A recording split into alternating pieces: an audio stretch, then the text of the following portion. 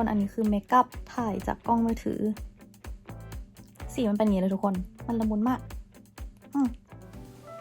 กสวัสดีค่ะยินดีต้อนรับเข้าสู่ช่องของจิงเบบี้จิงโกะนะคะวันนี้เรามาพร้อมกับ everyday makeup อันใหม่แล้วเป็นลุคที่คนรีเควสเยอะมากจิงอัพรูปนั้นมาสักพักแล้วแต่ว่าทุกวันนี้คนก็ยังทวงอยู่นะคะว่าขอ how to look คาบยักษ์กว่าหน่อย นั่นแหละค่ะทุกคนมันคือลุคนี้นะเป็นลุคที่จริงแต่งทุกวันช่วงนี้จริงๆจะแต่งออกข้างนอกแต่งไปไหนก็คือได้รับคำชมตลอดเพราะว่ามันดูไม่เยอะเกินคนเจอตัวจริงก็ยังมองว่าเฮ้ยเมคอัพเรามันแบบดูละมุนมากและที่สำคัญคือแต่งไม่ยากเลยทุกคนแล้วจริงรู้สึกว่าจริงทำ everyday makeup บ่อยมากคลิปนี้ก็เลยอยากให้มันพิเศษนิดนึงเพราะว่าจริงอยู่เกาหลีมา2 ปีแล้วทุกคนฉะนั้นวันนี้เราก็จะแต่งหน้าไปแล้วก็เมาส์มอยไปเรื่องการใช้ชีวิตที่เกาหลี2 ปีที่ผ่านมาของจริงไม่รอช้านะคะเดี๋ยวเรามาเริ่มกันเลย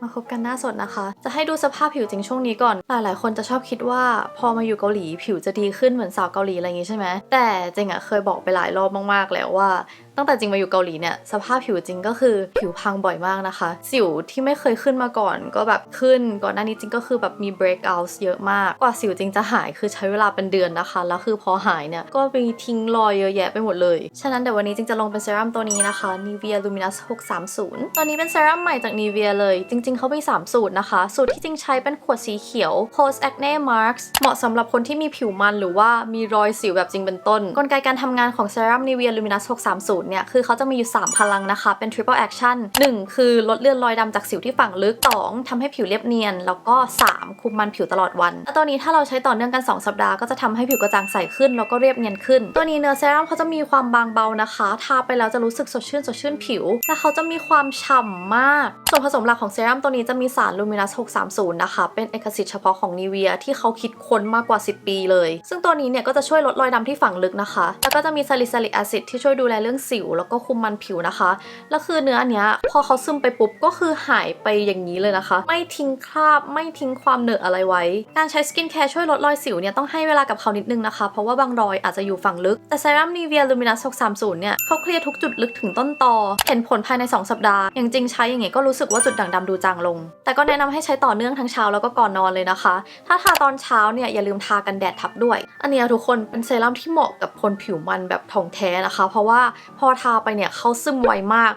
กเราไม่รู้สึกเหนียวเหนอะหนะอะไรทั้งสิ้นบนหน้าเลยแล้วยิ่งใครที่ผิวมันอย่างเงี้ยตัวนี้คือเขาช่วยคุมมันผิวนะคะฉะนั้นถ้าใครกำลังประสบปัญหามีรอยดำจากสิวแล้วก็เป็นคนที่ผิวมันด้วยเนี่ยจริงว่าเซรั่มตัวเนี้ยคือเหมาะมากๆนะคะเซรั่ม Nivea Luminous 630เขาขนาด30 ml ราคา799 บาทนะคะสามารถหาซื้อได้ที่วัตสันทุกสาขาและเขาก็มีขายที่ Lazada ด้วยเดี๋ยวจริงใส่ลิงก์ไว้ให้ใต้คลิปนะคะสามารถเข้าไปช็อปกันได้เลย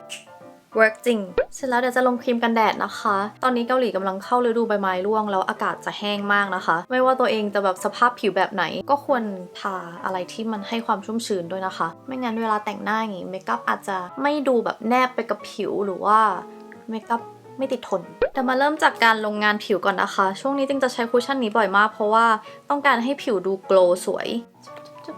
มาพูดถึงเรื่องการอยู่เกาหลีก่อนนะคะคือจริงอะเคยทำคลิปอธิบายทุกอย่างว่าจริงมาทำอะไรที่เกาหลีไปหมดแล้วแต่ว่าทุกวันนี้จริงยังได้รับคำถามว่าตอนนี้เรียนอะไรอยู่ที่เกาหลีหรอแบบเรียนเป็นไงบ้างอะไรเงี้ยซึ่งจริงอะเรียนภาษาเกาหลีไปแค่6 เดือนเมื่อตอนปี 2021 นะคะมันคือ2 ปีที่แล้วตอนนั้นก็คือมาเรียนคอร์สภาษาเนี่ยแหละเรียนอยู่6 เดือนนะคะก็อารมณ์ว่าย้ายถิ่นฐานย้ายมาเบสมาประจำที่นี่เฉยๆซึ่งจริงก็ไม่ได้คิดว่าจริงจะอยู่มานานถึงขนาดนี้นะตอนนี้มันแบบผ่านมา2 ปีแล้วจริงๆสำหรับจริงอะคือมันไม่จำเป็นว่าจะต้องเป็นแค่ประเทศเกาหลีนะเพราะว่าถ้าใครที่แบบติดตามจริงจะรู้ว่าจริงอะบินไปนู่นไปนี่บ่อยจริงแค่รู้สึกว่าการทำคอนเทนต์อะมันทำที่ประเทศไหนก็ได้อยู่แล้วแต่แค่คอนเทนต์แนวที่จริงทำคือมันเป็นคอนเทนต์ที่ให้ความสุขคนดูใช่ไหมการที่จะทำคอนเทนต์ที่มีความสุขได้อะเราต้องอยู่ในสภาพแวดล้อมที่มันทำให้มีความสุขฉะนั้นจริงก็เลยเลือกที่จะอยู่ในสภาพแวดล้อมที่ทำให้จริงมีความสุขเพื่อที่จะผลิตคอนเทนต์ดีๆคอนเทนต์ที่มีคุณภาพให้คนดูรู้สึกว่ามีความสุขได้การจะทำคอนเทนต์ที่มีความสุขคอนเทนต์ครีเอเตอร์ก็ต้องเป็นคนที่มีความสุขด้วยฉะนั้นจริงก็เลยคิดว่าลองยกย้ายลองปรับสภาพแวดล้อมตัวเองดูเป็นคอนซีลเลอร์นะคะและถ้าถามว่าอยู่มา2 ปีแล้วสภาพจิตดีขึ้นไหมคือจริงๆคนเรามันก็มีทั้ง ups and downs เนาะมันก็ไม่ได้สามารถแบบมีความสุขได้ตลอดแต่ก็ที่จริงชอบสำหรับเกาหลีก็คือสมมุติว่าจริงรู้สึกว่าตัวเองเครียดเกินไปแล้วจริงสามารถออกไปข้างนอกแล้วก็เดินเล่นได้แบบเดิน 3-4 โลอะไรงี้ข้างถนนได้เลยแล้วก็ขนส่งสาธารณะอะไรมันก็แบบค่อนข้างจะสะดวกจริงไม่ต้องมานั่งเครียดเรื่องแบบ รถติดวันหนึ่งสามารถทำอะไรได้หลายอย่างโดยที่แบบไม่ต้องเสียเวลาอยู่กับแค่บนรถเพราะว่าสำหรับจริงเวลามีค่ามากเหมือนจริงต้องทำหลายอย่างทั้งแบบอ่านบรีฟงานเขียนสคริปต์งานถ่ายงานอะไรเงี้ยถ้าสมมติว่าเสียเวลาไปกับการเดินทางมากเกินไปบางทีมันก็ทำให้เราไม่สามารถทำอย่างอื่นได้เงี้ยจริงก็จะเครียดกับตรงนั้นแต่ไม่ใช่ว่านี่แบบไม่ได้ชอบบ้านเกิดตัวเองนะเวลาอยู่ไทยเวลากลับไทยเงี้ยคือจริงก็รู้สึกว่ามันก็เป็นคอมฟอร์ตโซนที่นึงแต่จริงก็อยากใช้ชีวิตที่มันแบบออกจากคอมฟอร์ตโซนตัวเองบ้างเพราะว่าชีวิตมันคือการเติบโตเนาะการที่มาอยู่ต่างประเทศคนเดียวมันก็เป็นบททดสอบที่ค่อนข้างหนักอยู่นี่นะทุกคนจริงให้ดูงานผิวคือคูชั่นอันเนี้ยมันแบบผิวโกลว์ฉ่ำมากแต่ว่าจริงก็ยังจะลงแป้งนะคะเพราะว่าเรายังต้องเซตเมคอัพอยู่ถ้าถามว่าอะไรในเกาหลีที่จริงไม่ชอบที่แบบทำให้จริงเครียดจนแบบเฮ้ยกลับไทยดีกว่าไหมก็คืออยู่เกาหลีแล้วผิวแย่เวลาผ่านมาก็เหมือนจะดีขึ้นแต่ว่ามันก็จะมีบางช่วงที่แบบผิวไม่ได้ดีเท่าไหร่แต่จริงก็ซักปลอกหมอนเปลี่ยนรูทีนสกินแคร์อะไรอย่างนี้นะคะอากาศเกาหลีมันแบบมันไม่เหมือนบ้านเราตรงที่บ้านเราอะอุณหภูมิมันค่อนข้างจ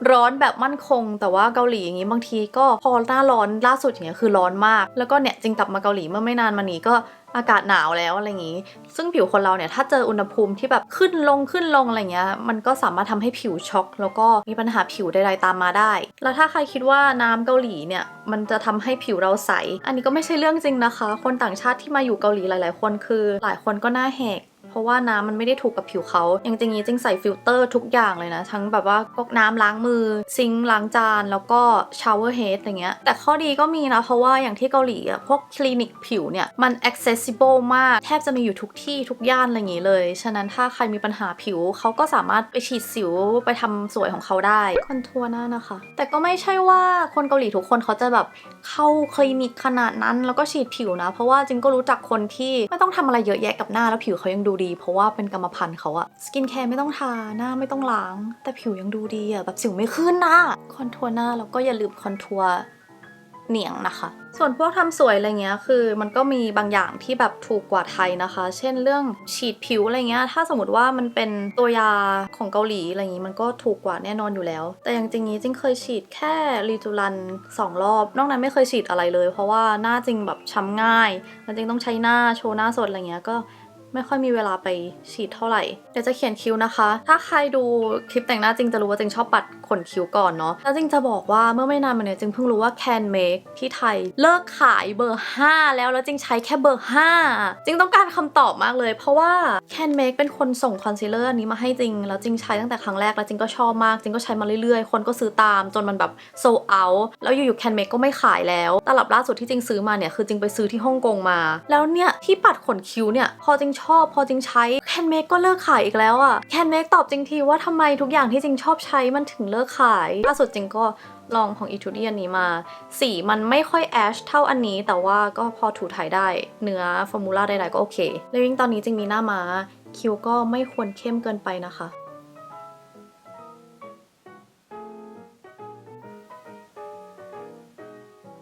เสร็จแล้วจะใช้ดินสอเขียนคิ้วเติมหางคิ้วนะคะเอาจริงอยู่เกาหลีมา2 ปีก็ยังไม่เจอคนที่แบบแย่ก็อาจจะเป็นเพราะว่าจริงแบบไม่ได้ออกไปโซเชียลไลฟ์ขนาดนั้นคือจริงออกไปเจอแต่คนรู้จักอะไรเงี้ยซึ่งเพื่อนเราก็เป็นคนที่ nice อยู่แล้วแปลว่าเพื่อนของเขาอย่างเงี้ยก็จะต้องเป็น type เดียวกันฉะนั้นจริงก็จะเจอแต่คนที่แบบโอเค nice กับเราคนที่ openคุยสนุกอะไรประมาณนี้แล้วก็อาจจะเป็นด้วยวัยด้วยไหมอะเพราะว่าวัยนี้แล้วถ้าเราจะมาเจอดราม่าอะไรมันก็แบบไม่ค่อย make sense เท่าไหร่ยิ่งเด็กสมัยใหม่อย่างนี้เขาก็ค่อนข้างจะแบบopen กันอย่างตอนนั้นที่จริงไปคอนเอสปาเด็กที่เข้ามาคุยกับจริงแบบสนุกสนานแบบเด็กผู้ชายที่ดูแบบเป็นติงเอสปาแล้วก็มาชวนคุยเอสปาอย่างเงี้ยเขาเกิดปี 2005 อันนั้นก็แบบน่ารักมากไม่ได้เข้ามาจีบหรืออะไรอย่างงี้ด้วยนะเป็นแค่แบบหาเพื่อนคุยเพราะน้องก็มาคนเดียวอันนั้นก็ตราตรึงมากเพราะว่าจริงไม่เคยคุยกับเด็ก 2005 มาก่อนพอจริงบอกอายุเขาไปปุ๊บเขาก็ช็อกเหมือนกันต่อมาเดี๋ยวจะปัดบลัชก่อนนะคะจริงจะใช้2 สีอันนี้เป็น 3CE Nude Peach นะคะแล้วก็อันนี้เป็น 3CE Mono Pink จะเห็นได้ว่าสีเนี้ยมันจะเป็นสีออกแบบนูดๆหน่อยแล้วก็อันนี้จะเป็นชมพูแต่ทั้ง2สีจะเป็นสีที่ดูเบาๆนะคะไม่เป็นสีสดเดี๋ยวจริงจะลงสี Nude Peach ก่อนให้มันละมุนจะยิ้มนิดนึงนะคะแล้วก็ลงทั่วๆหน้าแก้มอย่างนี้คือจริงๆสไตล์การแต่งหน้า everyday ของจริงมันค่อนข้างเป็นแนวอิการิเหมือนกันนะคะมันก็เน้นบลัชประมาณหนึ่งนี่นะจะเห็นได้ว่ามันไม่ได้ดูเข้มเกินไปแต่ว่ามันก็ดูแตกต่างกับด้านที่ไม่ปัดแล้วก็เวลาปัดเนี่ยจริงจะปัดไปที่เปลือกตาด้วยจริงๆตอนแรกอะจริงก็ยังแต่งหน้าให้มันดูแบบมีสีสัน ดูเป็นโตอินมากๆอยู่นะคะแต่ว่าหลังจากที่จริงไปสัมภาษณ์คุณฮันเฮลจูมาแล้วเขาแต่งหน้าแบบเมคอัพโนเมคอัพมากๆดูแบบไม่ต้องพึ่งสีสันเมคอัพขนาดนั้นแต่สวยคือก็เป็นที่หน้าเขาด้วยที่เขาสวยมากอยู่แล้วตอนที่จริงถ่ายรูปกับเขาแล้วจริงก็แบบเฮ้ยทำไมเมคอัพเรามันดูเข้มขนาดเนี้ยหลังจากนั้นจริงก็เลยปรับให้เมคอัพตัวเองสีดูอ่อนลงนะคะแต่ถ้ากลับไทยอย่างนี้จริงก็ยังแต่งให้มันแบบมีสีสันมากอยู่เพราะว่าเราสามารถโตอิน everyday ได้เสร็จแล้วก็จะปัดปลายจมูกนะคะแล้วก็ปลายคางข้ามจมูกนิดนึงนี่นะคะมันจะดูแบบละมุนละมุนอย่างนี้แล้วจริงก็จะใช้สีโมโนพิงค์ลงบริเวณตรงกลางนี้นิดนึงแล้วก็ปัดปลายจมูกนะคะนี่นะคะการวางตำแหน่งบลัชของจริงประมาณนี้เราจะไม่ให้บลัชมันอยู่ต่ำเกินไปนะคะไม่งั้นจะดูแบบส่วนตรงนี้มันใหญ่เสร็จแล้วจะมาแต่งตากันนะคะจริงจะใช้พาเลตของ Dayseek อันนี้ทุกคนเมื่อกี้จริงนึกว่าจริงถ่ายแล้วจริงลืมกดถ่ายนะคะจริงจะใช้อายแชโดว์สีนี้ระบายทั่วๆเปลือกตาเมื่อกี้จริงพูดถึงคนเกาหลีสมัยใหม่ไปแล้วฉะนั้นจริงจะพูดถึงคนที่เป็นวัยทำงานด้วยละกันเพราะว่ามันก็คือวัยของจริงเนาะคือถ้าเป็นคนที่เป็นวัยทำงานเนี่ยส่วนใหญ่ก็น่าจะคล้ายๆเราหน่อยคือเขาก็จะมุ่งมั่นกับการทำงานมากๆบางคนอย่างนี้เขาจะมีแบบ business relationship นะคะก็คือสมมติว่าเราได้ไปเจอเขาก็อาจจะคบกับเราเป็นเพื่อนที่เป็นเชิง business มากกว่าไม่ได้แปลว่าเขาจะปิดกั้นเรานะแต่แค่ respect privacy อะไรประมาณเนี้ยถ้าสมมติว่าเป็นเพื่อนกันจริงๆบางทีก็อาจจะ hang out ชักไปชวนนู่นชวนนี่ได้บางคนเขาจะคุยกับเราเรื่องงานมากกว่าอันนี้ลงใต้ตาด้วยนะคะนี่นะคะมันก็จะดูมีดิเมนชันขึ้นมาดูละมุนขึ้นมาเสร็จแล้วจริงจะลงสีนี้นะคะสีนี้เราจะลงแค่ outer V ตรงนี้แล้วก็ตรงนี้ระบายมาตรงนี้นิดนึงนะคะแล้วก็ใช้แปรงอันแรกเบลนนิดนึงให้มันดูฟุ้งๆจากนั้นจะเขียน Aegyo Sign นะคะเราจะใช้2สีนี้ผสมกันแล้วจริงจะใช้เป็นแปรงเหมือนแบบแปรงเขียนคิ้วแบบนี้ผ่อนตานะคะแล้วก็จิ้มแล้วก็ลาก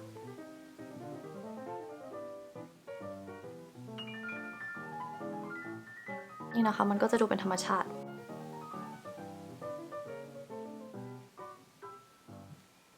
ประมาณนี้นะคะเห็นไหมมันน่ารักมากเลยข้อดีของการเขียน Dotted Eye เนี่ยมันจะทำให้สัดส่วนตรงนี้มันดูสั้นลงนะคะแล้วมันจะทำให้หน้าดูเด็กขึ้นเสร็จแล้วก็จะเอาแปรงอันแรกเบลนนิดเดียวพอ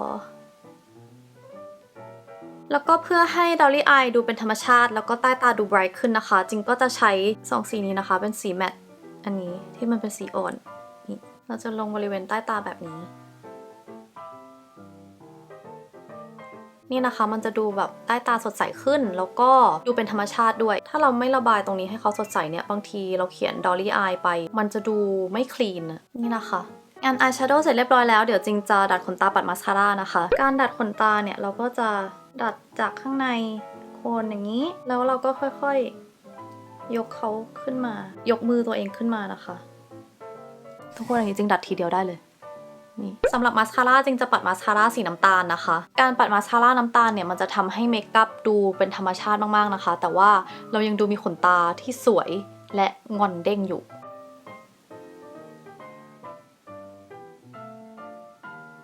นี่นะคะขนตา แต่เราจริงจะใช้แหนบช่วยแบบว่าจัดระเบียบนิดนึงนะคะ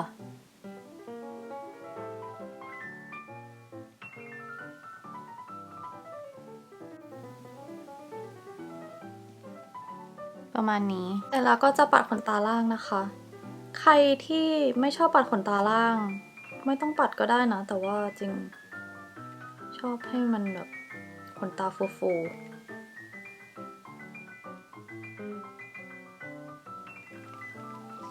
นี่นะคะหวานแหววเสร็จแล้วมาถึงงานปากนะคะงานปากเนี่ยถ้าใครดูคลิปแต่งหน้าจริงจะรู้ว่าจริงชอบใช้ลิปของ Wake Make มากแล้วเขาเพิ่งเปลี่ยนแพคเกจจิ้งใหม่แล้วจริงคิดว่าแท่งเก่าจริงน่าจะใช้มานานแล้วก็เลยซื้ออันใหม่นะคะแต่ว่าเป็นสีเดิมอันนี้เป็นสี Gentle Brick ที่จริงชอบลิปตัวนี้เพราะว่าเขาติดทนมากเราจะลองทั่วๆก่อนเบลนแบบฟุ้งๆนะคะ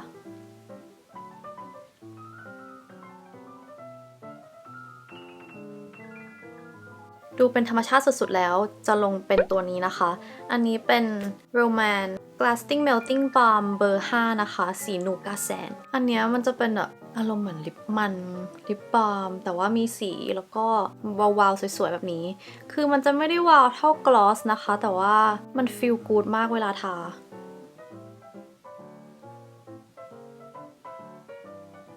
ตอนนี้เมคอัพละมุนมากประมาณหนึ่งแล้วนะคะแต่ว่าเดี๋ยวจริงจะเพิ่มไฮไลท์จริงจะใช้เป็นพาเลตของ Dior จริงจะใช้2สีนี้ผสมกันนะคะแล้วก็การลงเนี่ยคือจะเห็นได้ว่าตรงหน้าแก้มจริงมันเริ่มแบบไม่ค่อยดูพลั้มไม่ค่อยมีแสงตกกระทบจริงก็จะปัดเฉียงลงมาอย่างนี้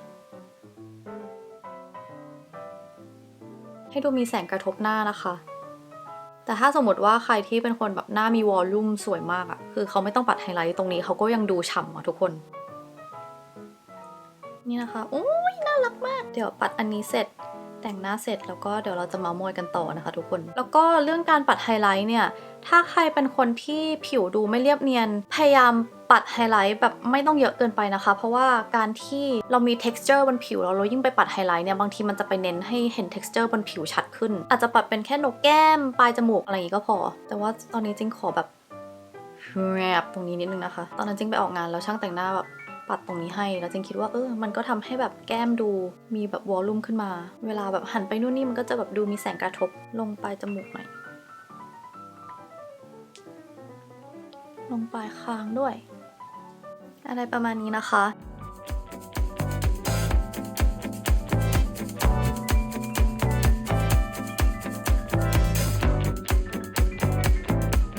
โอเคทุกคนก่อนแสงจะหมดเดี๋ยวเรามาเมาส์กันต่อนิดนึงนะคะเพราะว่าจริงจดไว้เยอะมากเลยว่าจริงจะพูดอะไรcultureการเดทของคนเกาหลีเนี่ยคือเขาจะโอเพนกันมากนะคะถ้าสมมติว่าไปเที่ยวกลางคืนอะไรเงี้ยเวลาออกจากผับก็จะมีคนที่แบบหาพาร์ทเนอร์หาคนที่แบบว่าจะไปสเปนอันไหนด้วยกันอะไรประมาณนี้ก็มีเรื่องสถานะคนคุยอะไรเงี้ยคือบ้านเราอ่ะจะรู้สึกว่า